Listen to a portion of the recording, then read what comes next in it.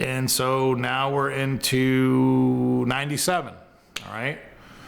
And 97 would be, it was a little skint in the beginning of the year. Did that, and I was like, you know, March, April, May, whatever, June, I was sitting on my ass. I was doing anything I could, pounding nails, whatever, to make money. But Bill came through Alfred, New York, at the college, right? Bill, you said Bill. Bill Ramey, sorry. Bill Ramey with this band, God, what were they? It wasn't, he didn't work for Third Eye Blind, he worked for Smashmouth. So it was Third Eye Blind and Smashmouth, who both at the time were like blowing up, right? That's when they had both their first records out, and they're huge. So he says, come on down to Alfred, come see me, right? So now we do, so it's Shell, I, and our son Zakk, right? Well, we get down there, and you know, and I watch whatever the first band was, I can't remember, and it's changeover, right? Before Smashmouth plays, and I'm in the office with Bill, right? Oh, there we go. We're good. We're good. Okay. Why don't you keep going? No, it's all right. Let me finish this one. So I come back out, and there's my son on stage with the singer, right? Like running all over, okay? Because somehow the singer, he saw him and brought him up on stage. And again, we were talking about your granddaughter, Diana, right? Yeah. Well, Zakk was that precocious and like, and so he gets him up there, and Zakk won't leave, right? And so he's trying to give him soda, and Zakk like grabs his hand. He's like, "No, I don't drink soda. Orange juice." Right? He goes, "Okay, get the kid some orange juice," right? So whatever. So there's him and this little girl up there. Well, the little girl leaves, so now it's just Zakk, right? And the singer gives him the mic, and Zakk just starts singing this race car robot song that he's making up. And he's up on the wedges, and he's reaching over, and he's high-fiving people and all this stuff and everything, right? So like they get through like the last song, and he leaves with the band and goes into the dressing room, right? I'm just like, okay. Do you have any pictures of this? There's some somewhere. My buddy Micro was, I think, the drum tech for it, and I think he took pictures, and somewhere at home we've got some of them, right? So, okay, I guess I'm gonna go to the dressing room. So like I go in, and I'm like, knock, knock. Hey, so that kid, Zakk, I'm his dad. Oh, hey, how you doing, Zakk's dad? Blah, blah, blah, and all that, right? So he comes out, and he's like, hey, Dad, I just peed in the shower. I'm like, okay. And like, I think the singer's name was Harwell or something like that. He goes, well, yeah, he had to pee, so I just told him, pee in the shower. So he's all proud. He's like, yeah, pee in the shower. You know, so he was what, 4 years old? 97, he's 4 years old, right? So he had his big debut. And then I get a call from my buddy Scully. He's out working with his band Veruca Salt, and they're supporting Bush on an arena tour.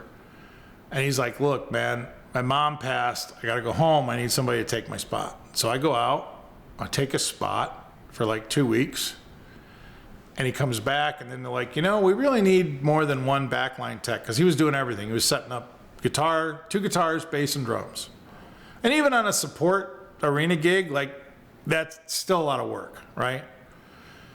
So they're like, okay, well, why don't you stay out? So I took care of stage left. I took care of the bass player, Steve, and the guitar player, singer, Louise, and then he took care of the drummer, Stacy, and the guitar player, singer, Nina, right? And one of the worst, horriblest moments in my life. So here I am. I'm out helping my friend, right? And he had been Stone's tech with Pearl Jam, right? From like when they started touring up through like, I want to say 96 or whatever. When you say Stone, you mean? Stone Gossard, guitar player and PJ, yeah. Right? So he had been his tech. And Scully is born, raised, Raleigh, North Kakalaki, right? And they wanted him to move to Seattle, and he's like, no. So he left. And Mom dies, he goes home. So he had gotten this Tele that Stone had given him, right? And Louise was playing it on a song, right? But like, we didn't really have a guitar trunk to put guitars in. It was kind of fucked up. But whatever, there's no one here to blame but me. So we're in Chicago. We're going from the hotel to the Rosemont Horizon. I'm with the sound engineer, Russell, right? I put the guitar in the trunk, and I get out, and I'm like paying the guy, right? And in my mind, I thought Russell had something in the trunk and he got the guitar. So the guy pulls away and I realize, like, where's the guitar, right? He's like, I don't know, it's in the trunk. I get, well, whatever. So I call, of course the guitar's gone. So now not only have I lost a guitar that was given to him by Stone and it's like a vintage Fender Tele, but like his mom passed, lost a guitar. I'm like, so like that, it's one of those things that to this day it bothers me because he's now passed on as well.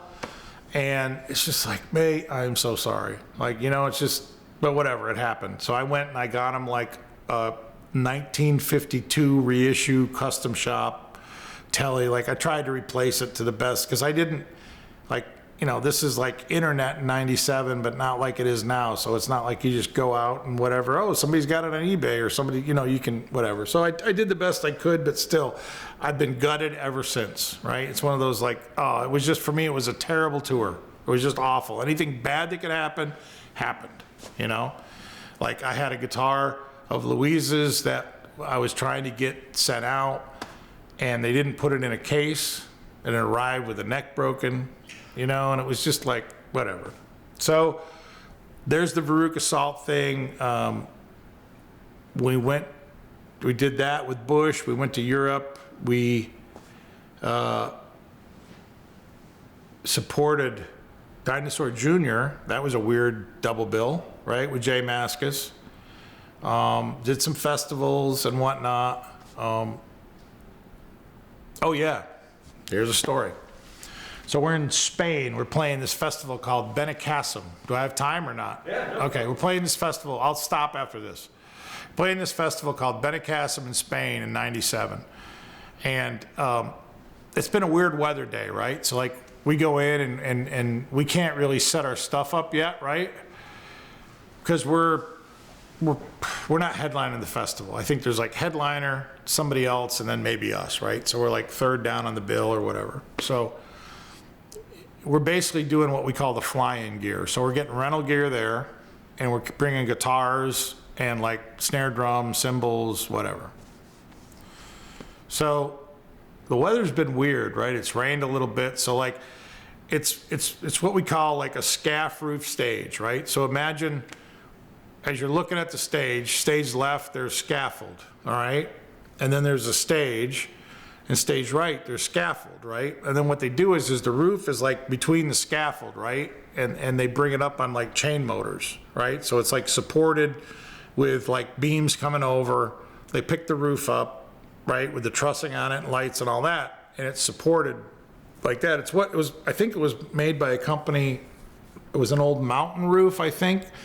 But I don't know. But again, what happens is like the roofs in the US, when they go out of like whatever flavor or whatever here, they drift to Europe, they drift to South America, that's what happens, right? So at any rate, I don't know whose roof it was, but it rained and whatnot, it's kind of windy, so we had like pushed our gear into the scaff area, right? We're way upstage, which is where we're gonna build stuff, and we hadn't really started building. I think Scully might have built the drum kit, but I hadn't really built any of the backline, and I had the guitars in and all that. So we're walking to catering, which is quite a way away, and like the temperature drops like 15 degrees and like, you know, prevailing weather patterns, right? Going from like west to east, it's going the other way. And I look at Scully and I'm like, Scully, this is in Spain. I'm like, Scully, I'm just an old farm boy, but this isn't good. And he's like, I agree. So we stop, turn around. By the time we get back to the stage, it's blowing like a motherfucker. It's like raining sideways, right? So we're up on stage and I'm grabbing a guitar. So I've got a guitar under each arm, and I got one in each hand in cases, and I'm going down the upstage steps, right? And all of a sudden I hear this horrible noise, right? And I realize it's the roof's coming in. So I dive off the stage, immediately turn around, and the roof's on the ground. Right? And I'm like, I'm thinking Scully's dead. I'm like, Scully. He's like, I'm okay. He like got back into the scaff, right? Because what had happened is you have the stage left scaff and stage right scaff, and then the span in the middle. Well, and what I was told, and my theory is that they didn't safety it properly. And again, I don't know. I don't want to fucking get anybody in trouble, even though it's been how many years ago. But I think the roof lifted, and when it came down, it snapped the chains, right? So it came in. Now, there's a band playing, all right? And thank God nobody got hurt. And the reason why is in those days, there was a sound company called Turbo Sound in the UK. And they had these big blue boxes, right? So for side fills, they had these big boxes called TMS3s, right? They're these big square boxes, right? And they had them stacked up on each side. And then on the drum riser, like a similar, like 2 high. And when it came down, it landed there, and it landed there, and everybody dove down. So like on the downstage edge, it didn't get to the ground. It got like this far off the ground. So everybody, thank God, because on the upstage, it was all the way on the ground. Like I said, I thought Scully was dead. Scully saved a girl. There was a drunk girl. He pulled her into the scaff, so she didn't die. But yeah, it was just like, okay, I guess we ain't playing today, you know?